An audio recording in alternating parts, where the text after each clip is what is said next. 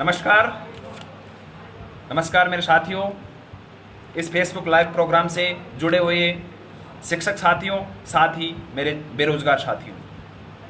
मैं हरपाल दादरोवाल, राजस्थान एकीकृत शिक्षक महासंघ का प्रदेश अध्यक्ष। साथियों, जैसा कि जुड़े हुए कुछ साथियों को संज्ञान में है कि पिछले 3 माह से हम वर्तमान सरकार में पदासीन शिक्षा मंत्री के तानाशाही दोहरे नीति के खिलाफ आंदोलनरत हैं। इसी बीच मैंने धरने भी दिए, 7 फरवरी से 15 फरवरी तक आमरण अनशन भी किया। शिक्षा मंत्री बार बार में लक्ष्मणगढ़ विधानसभा क्षेत्र विशेष के तबादलों से लेकर अन्य शैक्षिक कार्य वहाँ कर रहा है, उसका हमने विरोध किया कि लक्ष्मणगढ़ के आप शिक्षा मंत्री नहीं हो, आप पूरे राजस्थान के शिक्षा मंत्री हो। और उसी अनशन के बाद में हमारी आवाज़ को दबाने के लिए मुझे निलंबित कर रखा है, साथ ही मेरे पे मुकदमे भी उन्होंने लगा रखे हैं। इसी बीच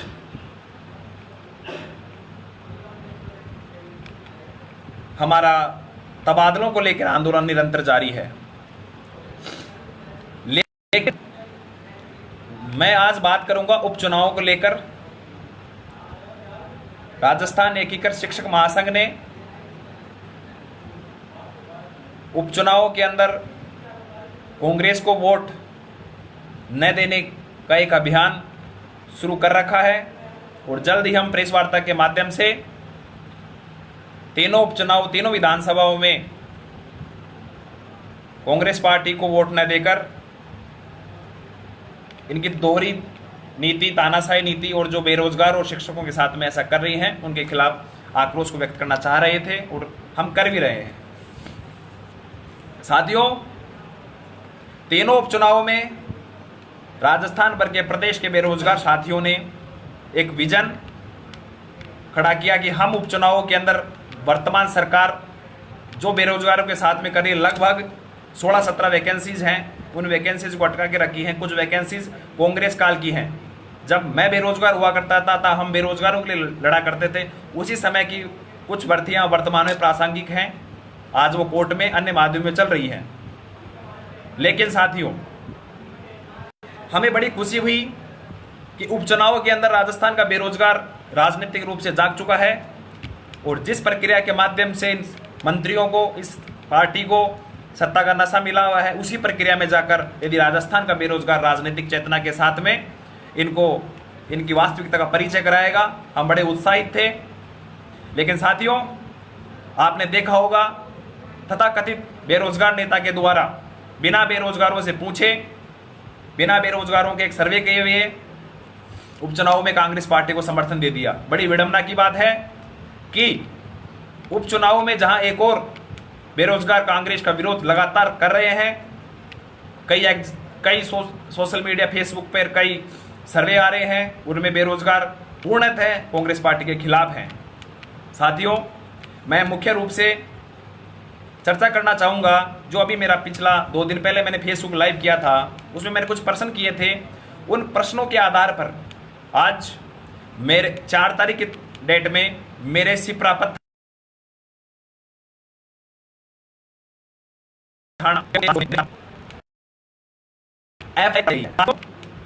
ये एफआईआर मेरे पे नहीं करवाई गई है। ये बेरोजगारों की, शिक्षकों की और एक अभिव्यक्ति की आज़ादी को छीनने की कोशिश की गई है।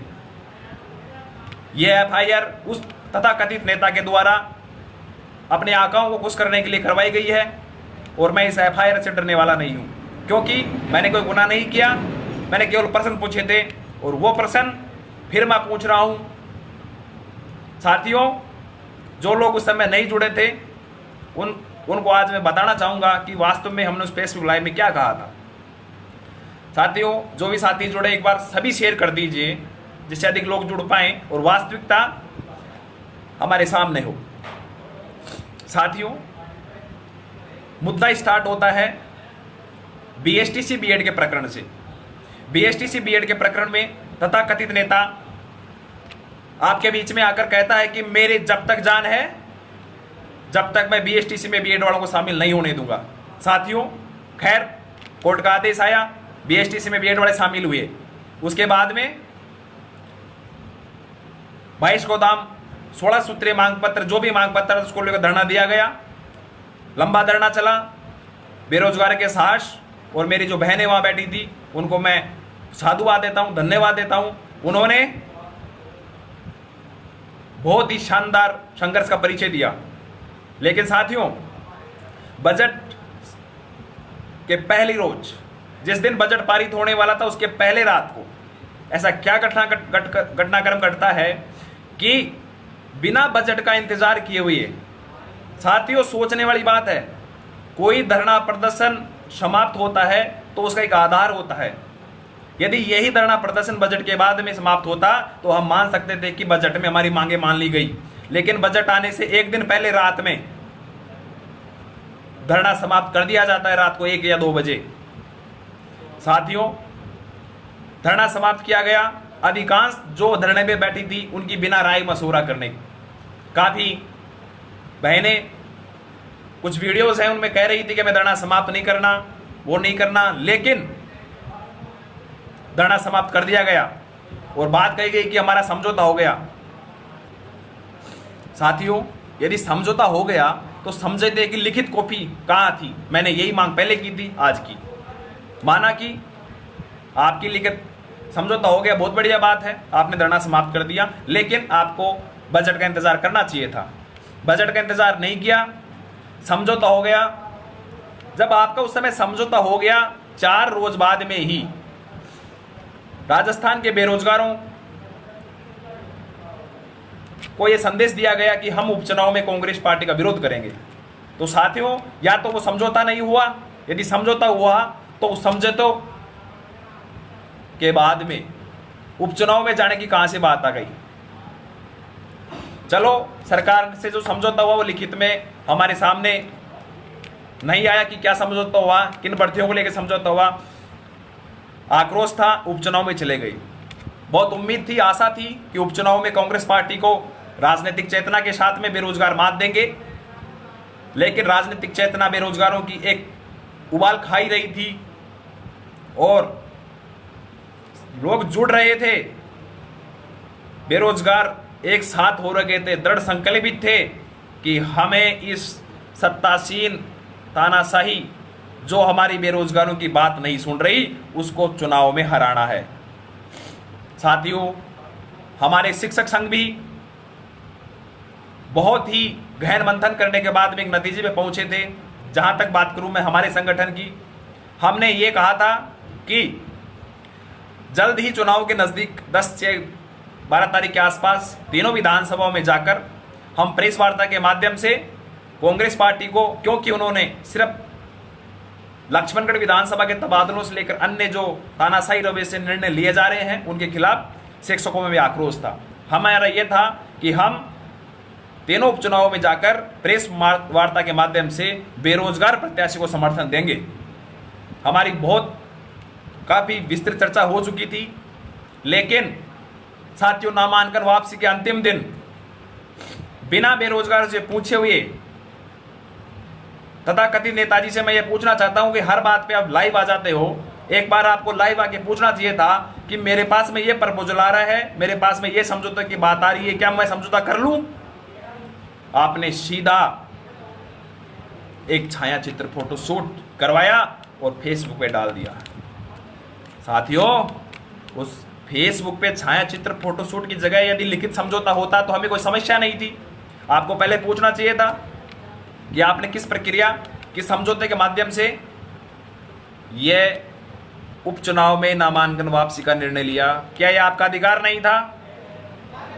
और साथियों, मैंने भी यही बात पूछी। मैंने कौन सी नई बात पूछ ली? मैंने कौन सी नई बात बोली? मैंने पूछा, बजट सत्र के पहले दिन आपने समझौता का हवाला देकर धरना समाप्त किया, समझौता लागू नहीं हुआ और आपने विधानसभा उपचुनाव की बात कर ली। विधानसभा उपचुनाव में आपने कांग्रेस पार्टी को वोट न देने का प्रचार किया, बहुत अच्छा, लोग जुड़ रहे थे और आपने उपचुनाव से नाम ले लिया।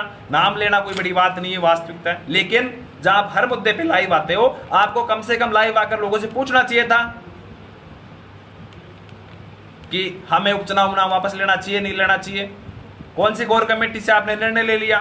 ठीक है, आपकी कोर कमेटी ने निर्णय ले लिया तो आपको लिखित में फोटो शूट की जगह पहले लिखित में जो समझौता हुआ, किन किन भर्तियों पे क्या क्या समझौता हुआ, समझौता बेरोजगार को बीच में रखना चाहिए था। यदि उन समझौतों से बेरोजगार संतुष्ट थे तो अपने को नामान वापस ले लेना चाहिए था, नामांकन, लेकिन आपने ऐसा नहीं किया।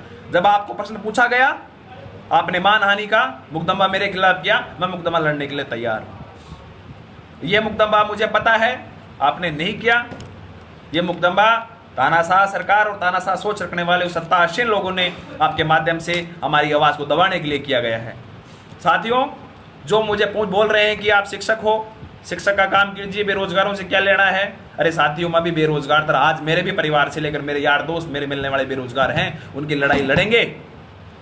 लेकिन साथियों, फिर मैं बोल रहा हूं, बेरोजगारों को सरकार, कोर्ट और ये कुछ बेरोजगार तथा कथित नेता मिलकर एक चक्र में फंसा रखे हैं। साथियों, अंधभक्ति से निकलो, अपने अधिकारों के लिए लड़ो।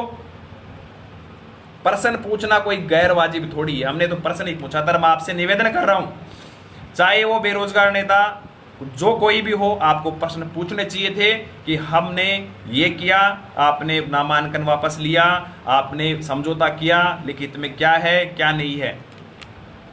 और साथियों, यदि प्रश्न पूछना मानहानि है, छवि खराब करने की बात है, वास्तविकता प्रश्न करना, तो मैं मानहानि और छवि खराब करने वाला केस लड़ने के लिए तैयार हूं। जी साथियों, अब बात आती है तबादलों के लेके बात। साथियों, मैं मेरे फेसबुक पेज के माध्यम से जल्द ही डीपीसी वाले प्रकरण और तबादलों को लेके जल्द ही आऊँगा, उसकी बात अपन अपने स्तर पे करेंगे। महेंद्र जी, एडिशनल बीए और पोस्टेड एडिशनल वालों का जो मामला चल रहा है, कोर्ट के माध्यम से जो निर्णय हुआ है, इसकी जानकारी के लिए हमारे संगठन के महामंत्री महेश कुमार शर्मा जी लगातार एडवोकेट्स से राय ले रहे हैं और पूरे मामले के गहराई से जांच कर रहे हैं। जो भी उचित होगा हम आपका सहयोग करेंगे।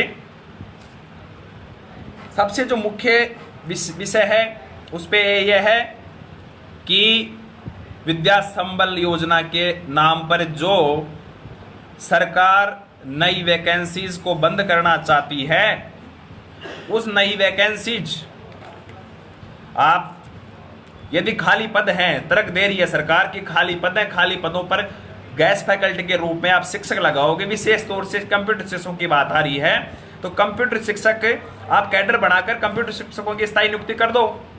स्कूल तो बंद होने वाली नहीं है, स्कूलें चलेंगी, तो अब अस्थायी की जगह स्थायी कर दो। अब फार्म भराएं, प्रक्रिया स्टार्ट तो करें। साथियों, ये विद्या सम्मेलन योजना दो तरह से बेरोजगारों को मारेगी। पहला, नई भर्ती आएगी नहीं, क्योंकि ये सरकारें डेटा देंगी कि हमारे पोस्टें खाली नहीं है। दूसरा, जो विद्या सम्मेलन के आधार पर लगभग 75,000 साथियों को रोजगार मिलेगा, वो जब इसमें कलेक्टर कमेटी में आ गया, प्रधानाध्यापक आ गया, उसको अधिकार दे दिए, तो आप कैसे मान सकते हो कि बिना राजनीतिक हस्तक्षेप की नियुक्तियां हो जाएंगी। और जब राजनीतिक हस्तक्षेप से नियुक्तियां होंगी तो वर्तमान में सत्तासीन पार्टी के चहेते ही नौकरी लगेंगे। तो साथियों, विद्या सम्मेलन योजना का हमें विरोध करना है। राजस्थान एकीकृत शिक्षक महासंघ पूर्ण रूप से इस विद्या सम्मेलन योजना का विरोध करता है। तबादल कंप्यूटर शिक्षकों की हम यह चाहते हैं कि स्थायी भर्ती हो, और विद्या सम्मेलन योजना के आधार पर जिन पदों पर नियुक्ति दिए जाने की बात कह रहे हैं, हम सरकार से मांग करते हैं कि तत्काल रूप से उन सभी पदों पर वैकेंसीज क्रिएट करके आवेदन लिए जाएं। कोरोना काल है, कक्षाएं बंद हैं और शायद लॉकडाउन लगने की संभावनाएं दोबारा से आ रही हैं। तो साथियों, इस समय सरकार चाहे तो नई प्रक्रिया स्टार्ट कर सकती है, क्योंकि यदि कोरोना के बाद में दोबारा नया सेशन स्टार्ट होता है तो हम ये चाहेंगे कि गैस फैकल्टी के टीचर्स स्कूलों में उन स्थानों पर सेवा न देकर स्थायी रूप से, चाहे वो कंप्यूटर शिक्षक हो, चाहे वो 3rd ग्रेड हो, 2nd ग्रेड हो, 1st ग्रेड हो, विडंबना की बात है कि प्राचार्य जैसे पदों पर भी गैस फैकल्टी को देने की बात की जा रही है। इसका हम पूर्ण विरोध करते हैं। बीएड बीएसटीसी के प्रकरण की बात करूं, साथियों, 2011 से चला आ रहा प्रकरण है। बीएसटीसी बीएड में आपस में टकराव, इन दोनों में विरोधाभास, जो कुछ प्रकरण है इसका असली जिम्मेदार कौन है आपको पता है। बीएसटीसी संघ के नेता जो वर्तमान में तथाकथित बेरोजगारों के सर्वमान्य नेताजी बन के बैठ गए हैं, जिनसे यदि कोई प्रश्न करता है तो उनको मानहानि और असामाजिक तत्वों का दिया जाता है। यह बीएसटीसी बीएड का प्रकरण वही था और मुझे उम्मीद है कि बीएसटीसी बीएड का ये जो प्रकरण में और इन प्रकरण के कारण साथियों में आपसी बेमन से बड़ा है, ये जल्द दूर होगा और जो माननीय न्यायालय का जो आदेश है उस आदेश की अनुपालना में रीट 2021 जल्द पूरी होगी। रही बात है एग्जाम डेट आगे बढ़ने की, साथियों आप ये ध्यान रखो कि एग्जाम निश्चित समय पे होगी, आप अपनी तैयारी रखें।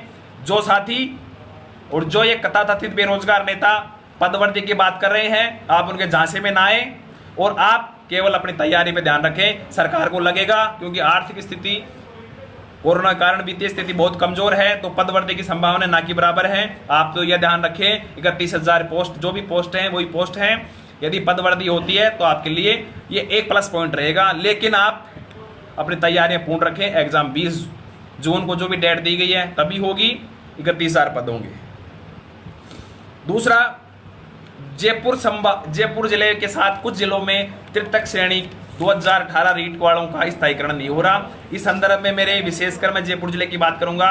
मेरे डीओ साहब से, सीओ साहब से, एडीएम फर्स्ट से बात हुई, उन्होंने होली वाले दिन बात हुई थी, 15 दिन का समय मांगा और मुझे उम्मीद है कि जल्द ही स्थायीकरण के आदेश हो जाएंगे। यदि आदेश नहीं होती हैं तो हम आपके साथ, पूरा संगठन आपके साथ है, लड़ाई लड़ेंगे, स्थायीकरण जल्द करवाएंगे। हो सका तो आने वाले कुछ ही दिनों में मैं स्वयं सीओ साहब से मिलकर मामले की वास्तविकता की जानकारी लूंगा कि मामला कहां अटका हुआ है। बीएड सेकेंड ईयर का भी एक मामला रहा है। बीएड सेकेंड ईयर के विद्यार्थियों का वर्तमान में स्कूलों में जो इंटर्नशिप नहीं हो रही, उनका मानना है कि यदि इंटर्नशिप नहीं होगी तो सेकेंड ईयर उनकी कंप्लीट नहीं होगी और बीएड के लिए एलिजिबल नहीं होगी। साथियों, मैंने इस संदर्भ में निदेशालय में चर्चा की थी, वहां से आ रहा है कि सरकार की ओर से कोई गाइडलाइन नहीं आई। जहां एक और कोरोना के कारण स्कूलें बंद हैं तो इंटर्नशिप करवाने का कोई सवाल ही पैदा नहीं होता है। हो सकता है बिना इंटर्नशिप और कोई ऑनलाइन माध्यम से ऐसा कुछ करके जल्दी आपकी समस्या का भी समाधान कर दिया जाएगा, मुझे पूरी उम्मीद है। फर्स्ट ग्रेड की न्यू वैकेंसी, साथियों अब की बार जो बजट आया, बजट बड़ा नपातुला बजट था।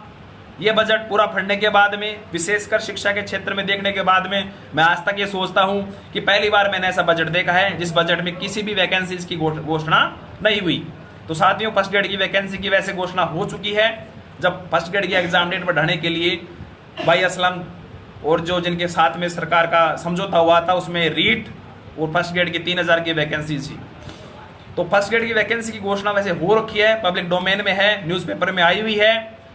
अब इसकी मांग करना जरूरी है। तो मैं जो तथाकथित बेरोजगार नेता हैं उनसे भी अनुरोध करूंगा कि आप फर्स्ट ग्रेड की न्यू वैकेंसीज की मांग करें, जिससे नई वैकेंसी आए, क्योंकि सरकार का जो वर्तमान बजट आया उसमें बजट में स्पेशल रूप से कहीं भी नहीं लिखा हुआ पैरा टीचर्स प्रबोधक बने और प्रबोधक की डीपीसी हो।